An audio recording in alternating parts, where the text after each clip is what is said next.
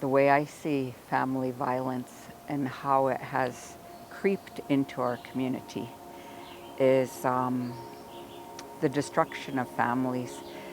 And I think it evolves from alcohol and drugs, you know, and not knowing how to parent when they're struggling, and not understanding that they're a product of, the residential school. Their parents were there, their grandparents were there.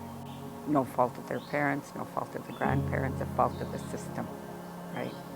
It's a system that failed and is still failing today as we know it.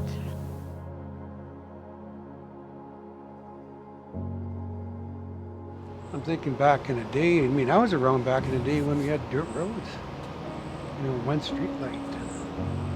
The houses were built by community members or people that saved up their money, and the community came together and built the house.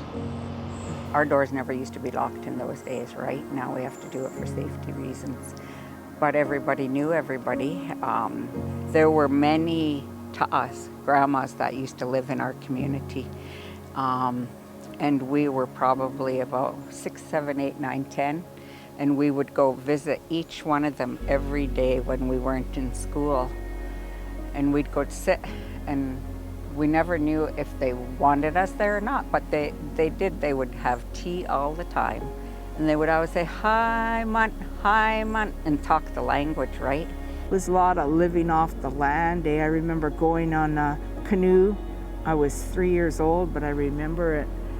And my grandpa would say, sit down, keep still. I'd be sitting up front like this, and the fish net was in the middle, and he'd be in the back poling up the river, eh? Back then, we did have freedom to explore, go to the river, go fishing, 12, 13 by then. Parents' teachings are, you live with your consequences, good or bad. That was Mom's thing. Well, she had 11 children, right? And, she'd tell you once, and after that's like, don't come crying to me if anything happens to you. So, you have to learn the hard way. There was a real sense of belonging. This is our community. This is our people. We're here. We're all together. We're all one. Families looked after families. If there were problems going on, the parents would meet.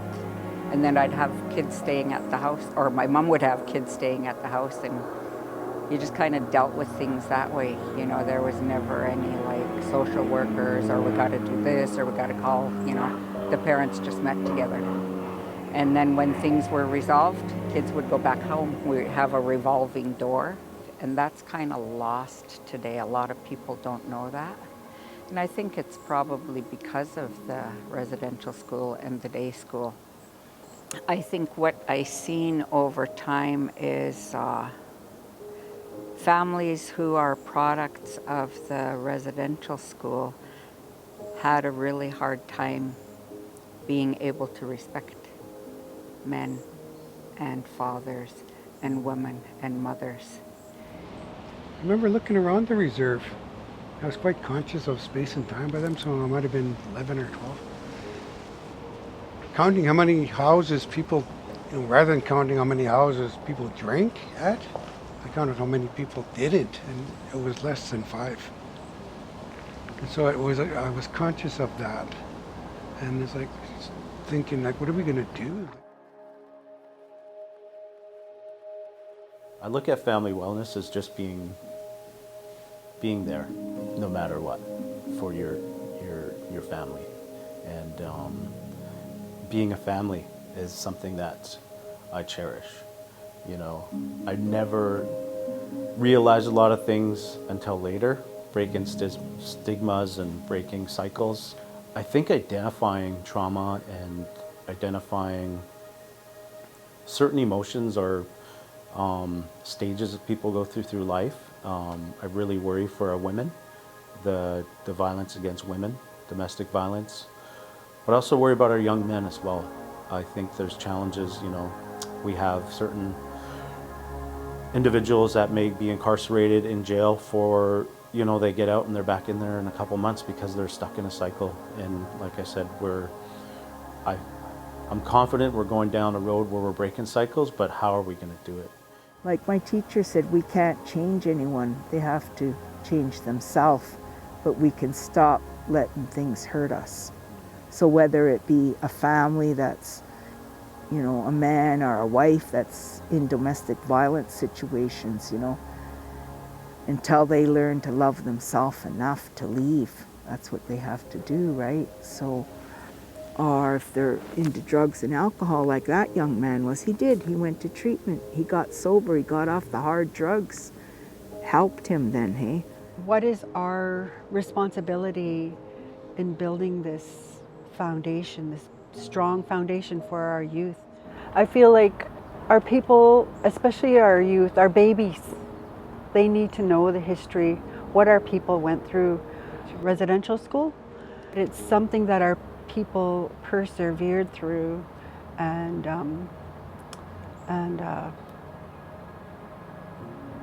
became strong from, you know, I mean, if I could look at, if there's one good thing, it's the strength of our people, and we know how strong we are. I think, you know, we got our stories, and they weren't legends, they were facts. Getting back to the family tree. If anybody does that, there's so much. It's not just names, putting names down. That's what I thought. You actually get to know each person there and how they lived and how they carried themselves. But it's educating in our cultural ways to understand how to do that. Each generation has told a story. Each generation has added to our strength, and the strength of the Squamish people.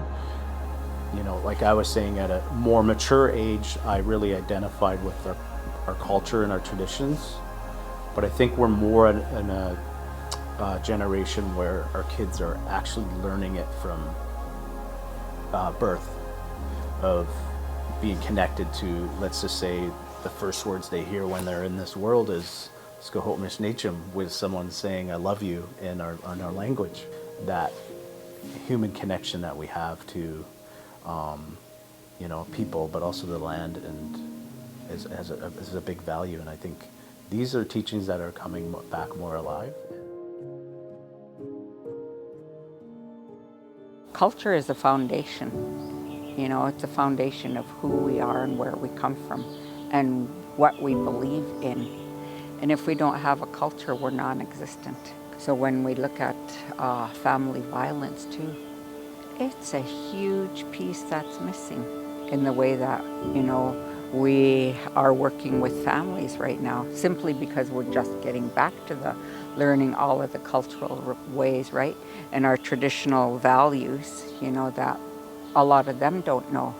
It's hard to say, you know, like, how do we reach them, you know?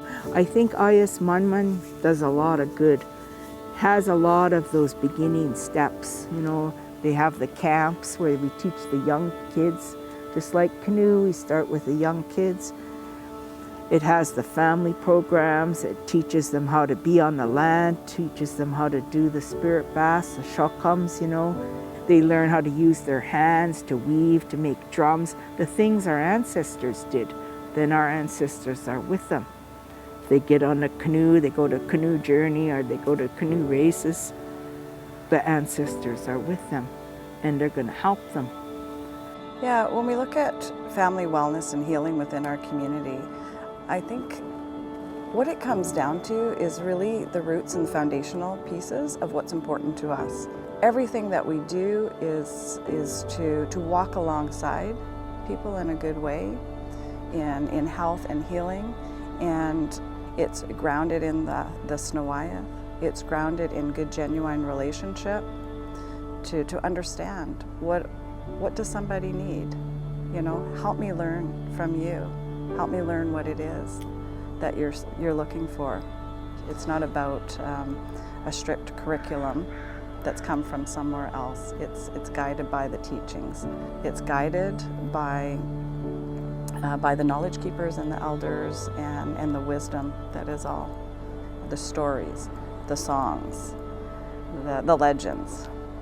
so much of what happened back in history is the crux of what is happening today with our children, youth, and families. Where is the pathway to healing? How can we create safe spaces for healing to take place, where they can be wrapped, that they to know that they are loved and they don't need to be on this pathway alone. I think everybody needs to do it in their own way, but they don't necessarily have to be alone. So we've heard from a lot of different voices across the community, elders, knowledge keepers, and I want to talk a little bit about Chap. Chap is a collective response from women to build awareness and knowledge around family violence, about how we can help families find a pathway to healing.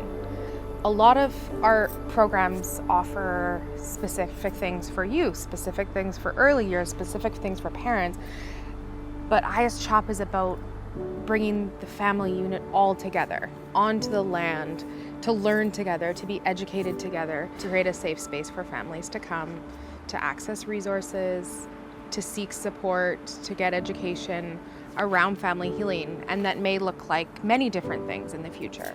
One of those ideas is creating a physical space where families can come and be on the land in traditional territory, so that it's not just about the parents, it's not just about the youth, not just about the child. It's about the entire collective family coming together. Our families already know what they need, and we just want to be there to walk alongside them, to support them, a pathway towards healing. That's how Indigenous people are taught in the Longhouse, about family laws, about how we conduct ourselves, how we get along, and what is going to work for us. Hath Stamoth Quelth Tanachit. We come from good people, and I think it's important that people understand who they are and where they come from. There might be things that have happened that have disconnected them from their roots and from that knowledge, but they do need to know they come from good people and they have a whole community that loves and supports them. If we don't do it together, then it's just not going to work. So I was just remembering how far we've come, and the young people have come. I'm so proud of them, and how the change is happening. The weavers have come back, and the language is coming back. Our songs are coming back. Our people always think 7 generations ahead. How did they raise their consciousness to think that, despite what they were going through? Instilling that in us. If we're not going to think that way, the way that our ancestors thought, how far is our culture going to go? How far is our language going to go? How far are we going to go with all the teachings that are so important to live? And I know, because the culture saved my life. I think we're in that time, we're in that time that our community and our people are going to change, because you can feel it. Everybody has a role, everybody has a few words that they can share.